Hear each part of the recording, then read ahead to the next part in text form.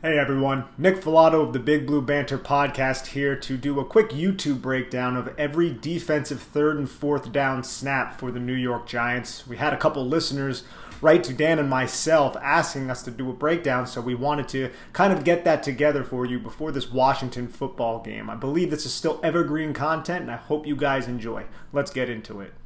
First third down for the New York Giants defense. I really like this play call, especially up front from Patrick Graham, and it was a successful one of the few successful third down plays for the New York Giants. We see them in a too-high look. It looks like man across the board in a press alignment. You have a Dory Jackson up at the top of the screen playing inside shade because he is outside of the divider here because Teddy Bridgewater is on this far hash. He's not going to have safety help because we're going to see post-snap a rotation from the safety where it's going to be a single high look cover one. We'll see that here in a second. See what I'm saying? Now we get this rotation. There's going to be no safety help over top for Dory Jackson. That's why he is forcing that outside receiver outside, forcing the throw to be much more difficult if Teddy Bridgewater wanted to target that receiver, which he does, and you could tell it didn't go all that well for him.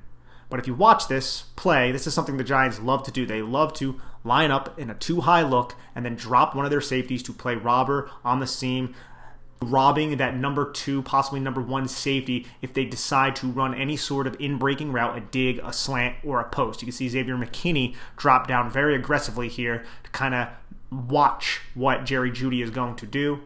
Darnay Holmes does a really good job here on Jerry Jeudy, just staying on that inside hip, not allowing him any space.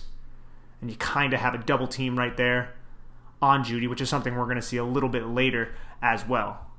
The throw goes because the pressure up front was very, very solid as well. And we're going to go over that right now. So we're going to end up getting two loopers on this play. One from Blake Martinez, one from Lorenzo Carter. And you're going to basically get a free shot at Teddy Bridgewater. Bridgewater did a good job throwing the football here. But watch this alignment.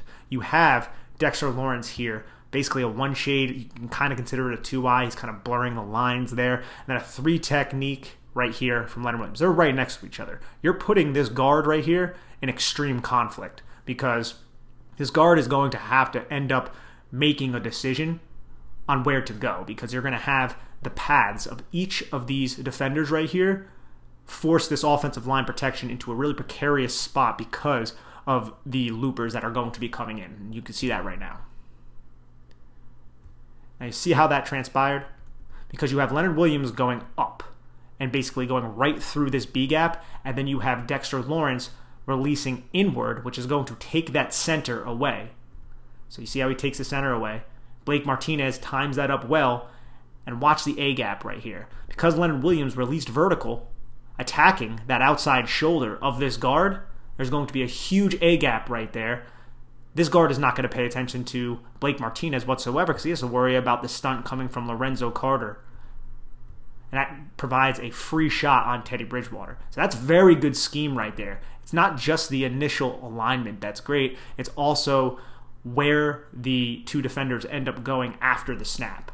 One goes that way, other goes this way, opening up a huge hole in the A-gap. Incomplete pass. Get off the field. Next drive, we have shotgun, 12 personnel, double Y to the boundary, 2 receivers up top, running back to that side, the double Y side. And if you look at this play, you can easily see the mismatch right here with this slot receiver and Reggie Ragland because football is a game of space, and you could tell that Reggie Ragland is almost on the hash here, and this receiver is closer to the numbers. There's really no way Reggie Ragland is going to be able to cover this receiver if they did a bubble or did anything, and you can get a block, a stalk block from this wide receiver on this cornerback. It's just a game of numbers, and it's a game of space, and the Broncos recognize that very easily in this third down.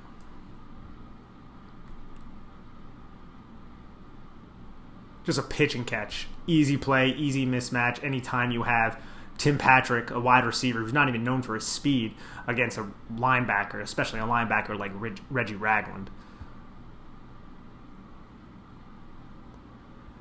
Didn't really have much up front here, but we'll show it. Easy play. Now here, let's go back a little bit. Get the snap right there. So we look at the Broncos here, shotgun, just an 11 personnel look. Pre-snap, it looks like it's a cover one man type of defense. But this is something that the Giants did 3 times, I want to say, on third down in this game. And you're going to see it post-snap. Let me roll it and see if you guys pick it up. Love that play by Xavier McKinney, by the way. But what happens here, if we look, we are going to have James Bradberry on the boundary side here. But on the weak side of the formation, because you have basically a 3-by-1 set with the tight end here, looks like it's a man coverage look, single high. But what happens is after the snap, James Bradberry bails, Xavier McKinney bails, and they take deep half responsibilities. Bradberry's playing over the top of Courtland Sutton here. Logan Ryan, who looks like he may be blitzing, bails out, gets underneath him, and he basically assumes the man coverage responsibilities. And the Giants basically go from a cover 3 look or a cover 1 man look, middle of the field closed, to a more middle of the field open, 2 high look. And then across the board, outside of that, you have man coverage. Looks like Jabril Peppers struggles a little bit here. Dory Jackson definitely gets his footwork messed up right here. Very good plant off his outside foot from this receiver. And gets Dory Jackson scrambling. And then the throw. Great play on the ball by Xavier McKinney. Looked like Darnay Holmes was in pretty good coverage there as well. Kind of want to see how he handled the initial release. Shades to the inside a little bit, influencing outside. Beat there, off the break, good recovery. But I really just want everybody to kind of realize what happened down here, because we're going to see this later on in the video. Bradberry bailing, looks like he's taking deep half, but he is focused on Courtland Sutton, which is important as well.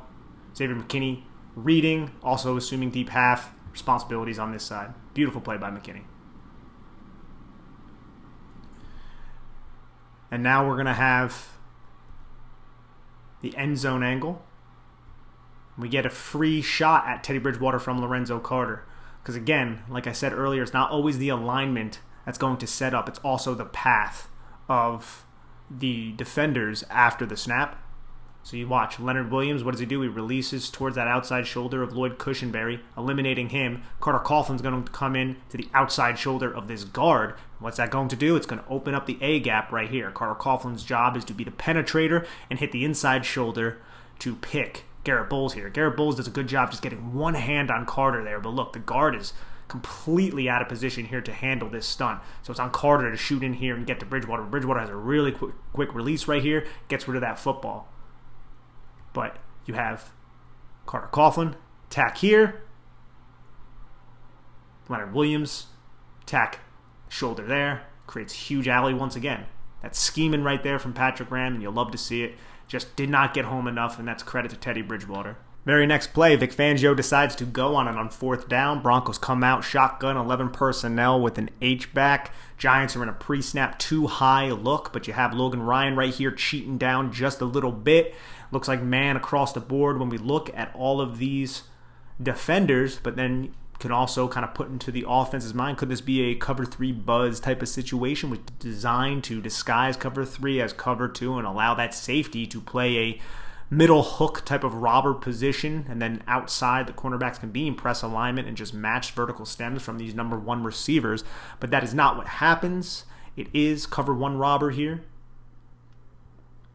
Looks like everybody's funneling everything towards the inside, towards the robber right here, so he can make a play on the football. Ryan is eyeing this number 2 receiver who's crossing, trying to take that away from Teddy Bridgewater's arsenal. So Bridgewater adjusts, takes his eyes off it, and he finds the deep dig to Tim Patrick. And this is just Tim Patrick right here defeating Adoree Jackson. Adoree Jackson, you can see at this break, see how off the line of scrimmage, if you look, he's outside shade, then he closes the gap on Tim Patrick, gets to that outside hip. But as Patrick runs up, he doesn't decelerate his hips like Patrick does. He keeps going upfield and takes this wide turn. And look at the separation right there between Patrick and Adoree Jackson. This is a play that Dan and myself broke down on the podcast. Go check out the Big Blue Banter podcast. If none of you guys have found us yet, it's on iTunes. It's a great listen. I'm sure you'll enjoy it. a lot of X's and O's. And that's just an easy completion, easy pitch and catch from Tim Patrick. For Tim Patrick right there from Teddy Bridgewater. And up here, just run through this real quick. Blake Martinez acts like he's going, but he's really just spying to see. It's a green dog blitz. If this running back doesn't release out, Blake Martinez is going to go, but since he releases out, he assumes his man coverage responsibilities, eats him up there, and then just watch Dexter Lawrence just eat Lloyd Cushenberry's soul. And there was definitely a hold there, wasn't called. That happens, it's football. Then we have this play right here. Now, empty set from the Denver Broncos. Giants pre-snap are in a too high look, and they drop 8 on this play, which means they drop 8 guys into coverage and only rush 3, as you can see right here. This is something that the Giants and Patrick Graham did quite often against the Seattle Seahawks last year up in Seattle, where the Giants were able to defeat the Seattle Seahawks somehow with Colt McCoy as our quarterback. And this is a zone match defense right here. You're in the red zone. Everything's a lot tighter. The number 3 right here, Noah Fant, he gets carried by Jabril Peppers vertically. And Adoree Jackson, who was initially on Tim Patrick, you can see he's covering. He gives an undercall because Tim Patrick is going under to Darnay Holmes. And then Adoree Jackson gets his eyes on Fant, sees that he's sinking, sees that Jabril Peppers is in a good spot right here, and then starts to adjust because when you're in zone, you can keep your eyes on the quarterback, which is definitely an advantageous thing. See how he's eyeing Teddy Bridgewater, sees Teddy Bridgewater start to roll, knows that Tim Patrick is just stopped there, and Darnay Holmes is not focused on him because Darnay Holmes is also in what looks like a slice type of coverage, along with this player right here, who I don't know who that is, and the slice coverage is basically just a double team of a slot receiver. So you see how Darnay Holmes is slightly outside, and he stays slightly outside, influencing the release and the route of Jerry Jeudy inside to where this defender would be baiting a throw from Teddy Bridgewater. That did not happen. Both of the two high defenders stay on the end zone line, ensuring that nothing gets behind them. And what happens is pressure gets up, Teddy Bridgewater evades, continues to evade, and then just gets tackled, and this is where the field goal happens. But the zone match element here, and I love the slice coverage against a guy like Jerry Jeudy. We saw a slight double team earlier on Jerry Jeudy, and it was evident that Patrick Graham was trying to eliminate him on a lot of these third down plays. It didn't always work, though, because Jerry Judy's an absolute stud. Hopefully he gets healthy soon. But I do love this little rub, and this is something we saw in Jason Garrett's playbook as well. With Noah Fant's vertical route, you can see how Jerry Jeudy angles his stem to where he's about perpendicular with Fant, and this is to obviously create some sort of pick on Darnay Holmes. But Patrick Graham had it covered with this defender right there. So great scheming from Graham, ends up forcing a field goal.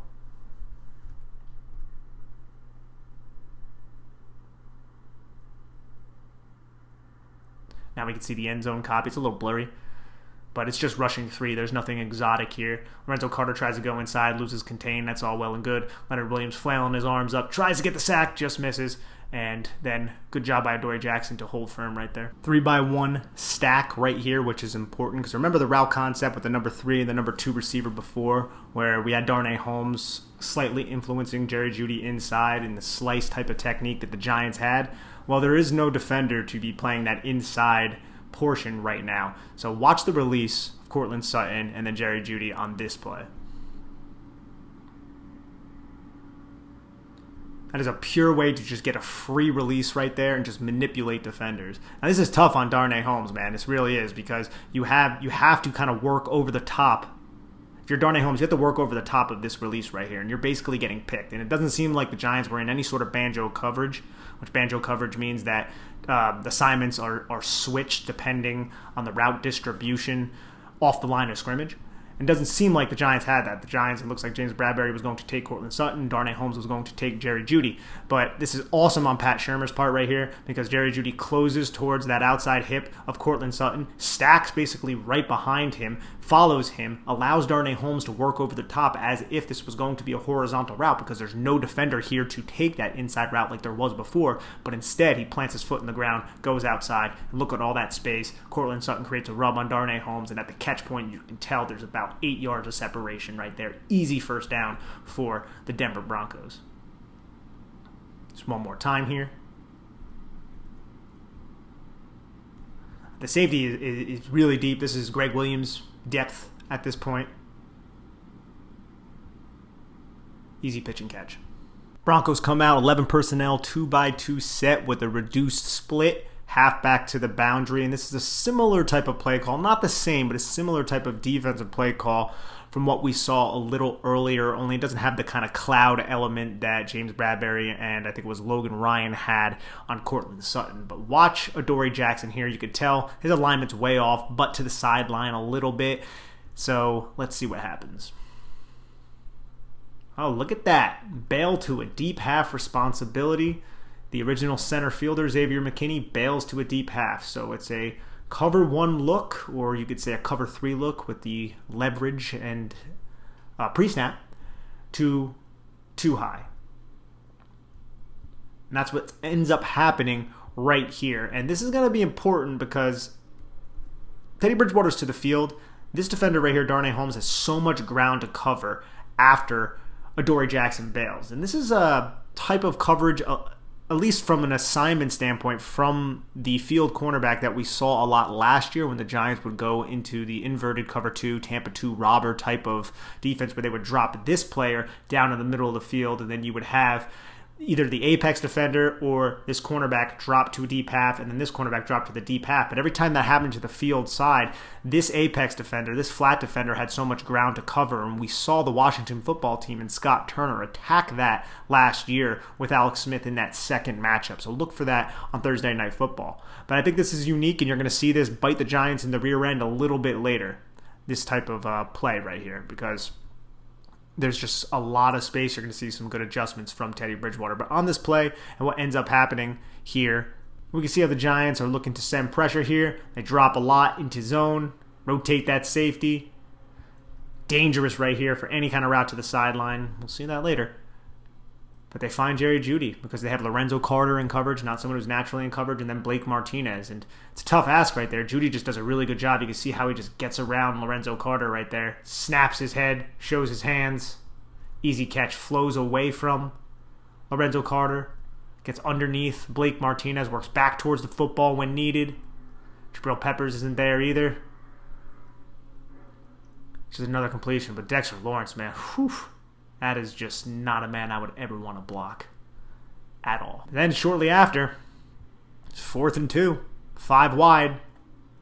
James Bradberry just gets beat inside. Great route by Courtland Sutton right before the safety can hit him. You can see how he just angles his stem right away, dips that outside shoulder, fights through the jam, uses that outside arm to swat James Bradberry off him, makes a tough catch.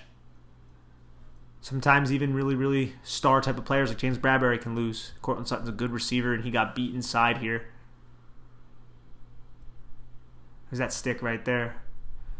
And also, Bradberry has some inside help too, so there was a little bit influence there as well. With Logan Ryan, who was off a little bit, but you also have Blake Martinez, who was flowing away from the catch point. Now we're into the second half. This is the start of that abysmal 16-play drive that all Giant fans want to forget. It just seemed like the Broncos kept converting 3rd downs, 4th downs. It didn't matter. And this play right here is 11 personnel. We have a bunch to the field side, backside receiver, just inside the numbers. Let's see what happens. Anybody who used to watch a lot of Giants film when Pat Shurmur was the coach would know this play right here. This is the mesh with the wheel element and the deep spot route. So you're going to get a mesh from the backside, a mesh from the tight end right there. You're going to have a spot route right there, right over the top. The thought process is the mesh is going to suck up the linebacker, as it did. And then some sort of wheel element from Jerry Jeudy right here as he works around. Pat Shurmur used Saquon Barkley sparingly on this play, wheel out of the backfield, but this was a very common play call in Pat Shurmur's system when he was the coach of the New York Giants. And it almost worked here. The pressure got into Teddy Bridgewater's face. Safeties played this well. Jerry Jeudy's open downfield here. This is the play where Teddy Bridgewater just threw across his body. Should have never been completed. But, great play by them, but also just terrible happenings for the Giants. I didn't want to say luck because I feel like you do end up creating your own luck, and Teddy Bridgewater really did a great job evading the rush here, as we'll see. Dexter Lawrence just bullies Azeez Ojulari right here. I mean, he hesitates. This little hesitation by Azeez Ojulari may have led to this conversion. He does a good job getting the outside shoulder, works back inside, breaks off, and he kind of stutters a little bit, and then he explodes and uses all of his burst. Just misses. Leonard Williams gets in there. Somehow KJ Hamler gets open to make this catch. It's just not a lot of things went the Giants' defense's way. A lot of that is because the Broncos' offense was really on point, but at that same time, the Giants just did not have it in this game. It also looks like this was probably, let's just go back to the coverage real quick because we didn't talk about that in this play. Looks like this could have been a cover 6 type of coverage from the Giants switching it up, because you look like you have a cover 2 technique here. Looks like you're playing quarter, half, from what originally looked like single high, some type of zone, expect some kind of safety rotation, which ended up happening right here.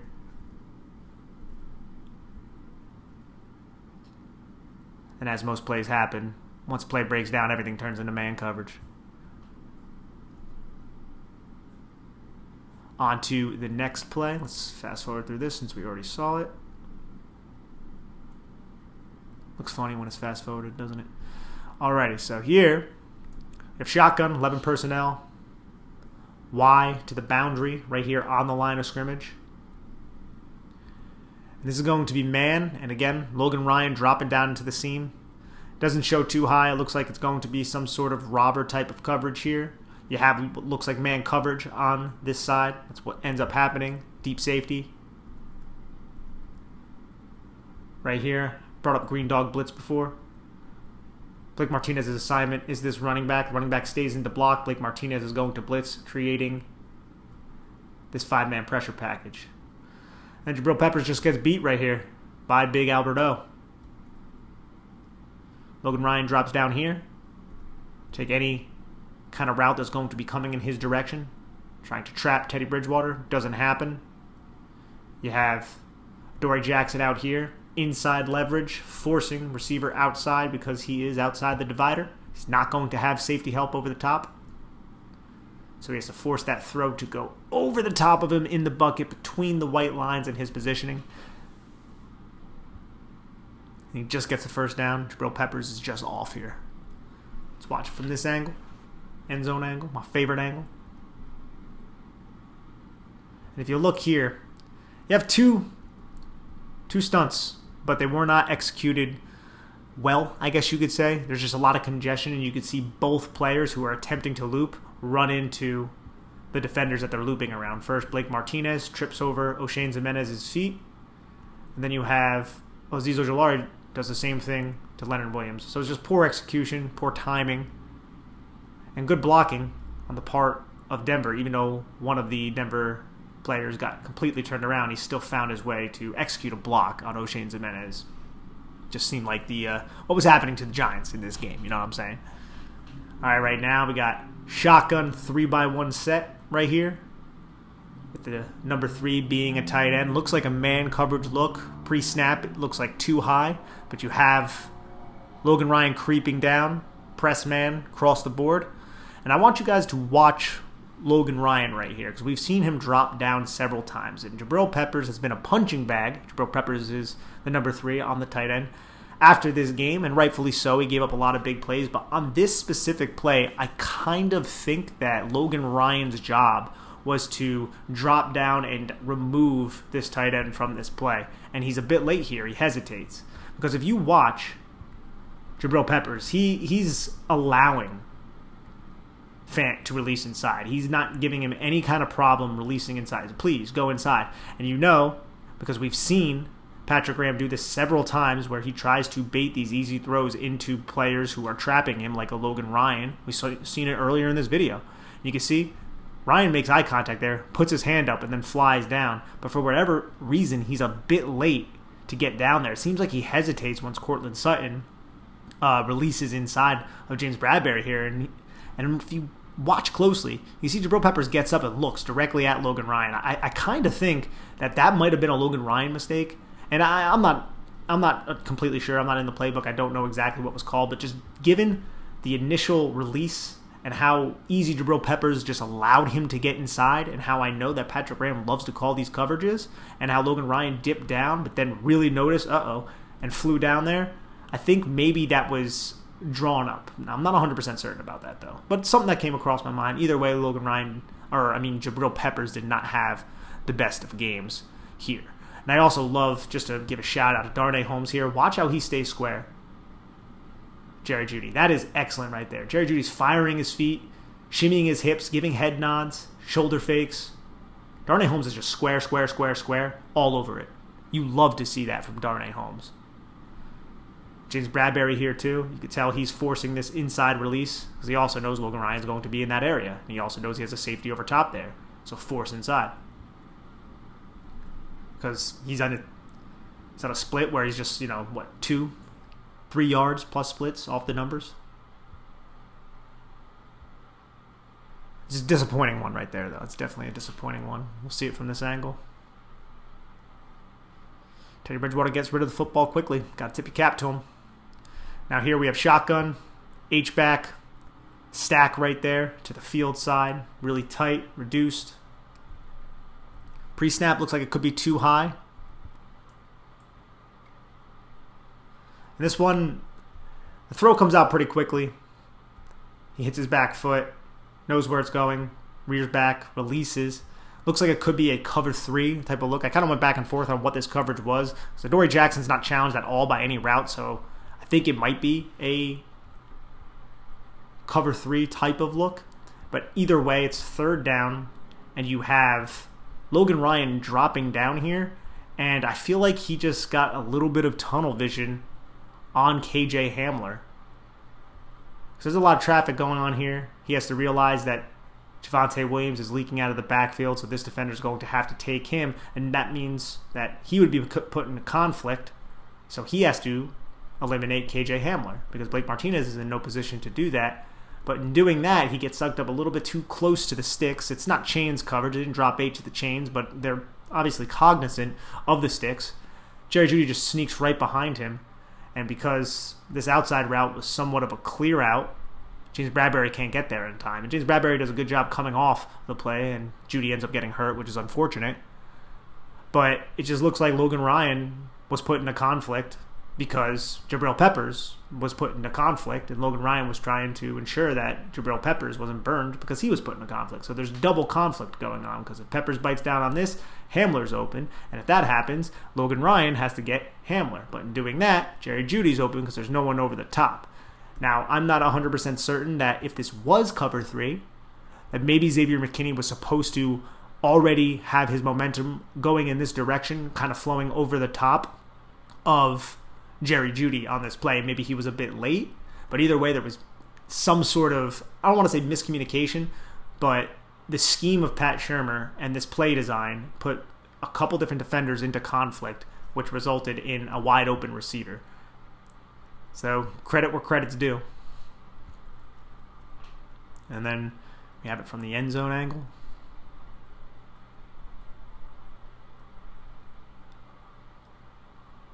And it shows the foot, which is just bad. And then we have this 4th and 2 touchdown, man. And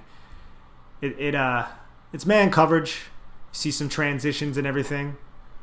Players are in good position, but you know what? You miss that tackle. Blake Martinez misses that tackle. Alberto does a good job blocking, and then releasing when he sees that Teddy Bridgewater is in trouble. Somehow Teddy Bridgewater doesn't get sacked with the stiff arm. You like how the Giants bring Xavier McKinney here to kind of contain Teddy Bridgewater. You do not like how that happened, and then somehow he ends up getting in the end zone, and then Joe Judge threw the challenge flag, which is just a whole other thing. Now, I'm sure Joe Judge knows the rules and everything, but still to take the loss of time out there is not great. Here's the end zone angle. Everyone gets washed on the play action. Good blocking up front. McKinney's unblocked, but we all know what happens. Now, let me know if you've seen this coverage before. And a lot of people on Twitter were saying, how the heck was KJ Hamler so wide open on those plays? Well, it's because Similar coverage than what we saw. Look, Dory Jackson bails. Originally, looks like cover 3. Got the safety rolling to a 2 high. The Dory Jackson taking the deep half responsibility. And what does that do? What did we say earlier in the video? It puts a massive amount of stress on Darnay Holmes right here. Dan and I broke this play down on the podcast. And this is one reason why it happened. Darnay Holmes does end up biting up on this play, but still to cover all that ground, because you don't expect Teddy Bridgewater to throw from the field side all the way down to where KJ Hamler was, or you expect some pressure to get home since you did bring an exotic blitz, even though it was a 4-man pressure package. Still, because the bailing nature of a Dory Jackson leaves so much space. His momentum's going this way. He's trying to compensate for his original alignment, and that 7 route is just wide open. And I believe this is an adjustment from Pat Shurmur. I believe this is an adjustment from Teddy Bridgewater. When you see from the end zone angle, you see a peek by Teddy Bridgewater initially to see what a Dory Jackson was doing. Realized he had that coverage that he saw earlier in the game, and then he executed. Right before he got hit, too. Just one more time. Drop in the zone, drop in the zone, drop in the zone. I want to just look at Darnay one more time as well. So on this play, Darnay, he really reacts to this. I mean, you have these other defenders. I get it. But there's miscommunications there with Holmes and Jackson. And just it's the scheme as well. I mean, that's going to be the liability there. And it was identified and executed by the Denver Broncos. So again, tip the cap, as we keep saying. Hopefully we're not tipping the cap too much to Taylor Heineke Thursday Night Football. Now, I like this pressure package as well, so we get a little bit of the good old Kavika Mitchell type of delayed blitz from Logan Ryan here, see? Sets up square. As we said, it's the path, right? So what's the path? Originally, let's look at the alignment. We have Lorenzo Carter. He's outside of the tight end. And we have 3 technique from Leonard Williams. You have Jabril Peppers sugaring the A-gap to just kind of keep that in the center's mind, but he ends up bailing into coverage. Center ends up opening the opposite direction. Leonard Williams attacks the inside to eliminate this guard. Lorenzo Carter opens outside to get the tackle out, and then he also engages the running back in pass protection. What does that do? Opens up the B gap for the delayed blitz. Nobody accounts for Logan Ryan because initially, when they checked, Logan Ryan turned his hips like he was covering. So, why account for him? But he ends up coming. And Teddy Bridgewater somehow gets rid of the football. And if you look, you see Teddy Bridgewater's eyes. Initially, looks at a Dory Jackson's way. Kind of comes back. Gets right back to a Dory Jackson. Fires KJ Hamler wide open. Great call. I mean, coaches feel great when they're able to do this chess match. And it really pays off like this on a 3rd down situation. So credit to the coaching staff of the Denver Broncos, of course.